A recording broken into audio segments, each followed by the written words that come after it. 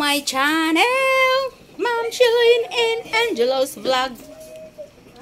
Today's video guys, sobrang busy namin ngayon guys.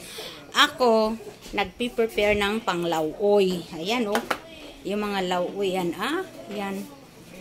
Ang aking prepare na lauoy, kabatis, meron tayong, ayan, wala akong ginamit na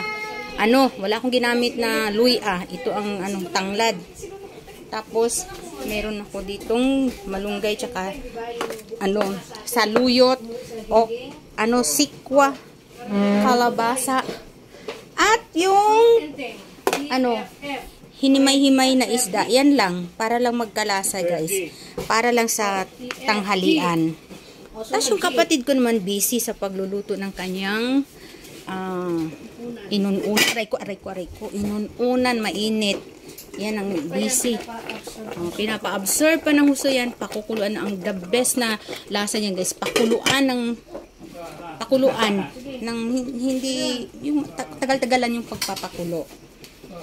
Tapos yung isa naming kasama naman, busy rin siya sa yan pag ganyan kasi gagawa kami ng egg chicken, chicken palaman, chicken egg sa aming sandwich. Yan, gagawa kami ng chicken egg spread. Yan oh. Tapos meron na ditong ayan, tapos ito pa tapos busy talaga kami guys. Tapos celery na malilit, diba hindi masyadong malalaki, mas pipinuhin pa. Tapos later gagawa kami ng kani. Ito may mangga na kami naka-ready. Kani guys. At itong batang to ay ready din sa panggugulo. Ayan. Gagawa kami ng kani.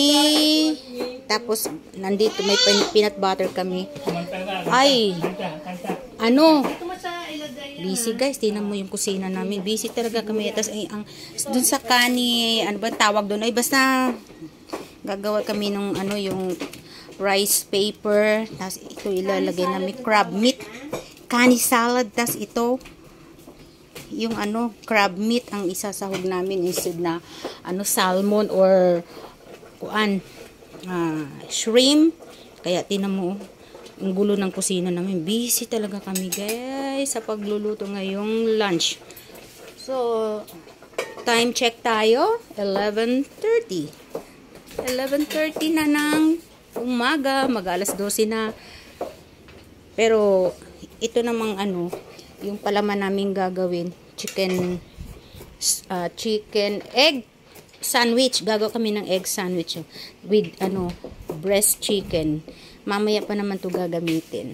At saka yung kani salad, meron na rin kaming yan tapos may carrots, tapos lettuce. May lettuce na rin kami. Oo.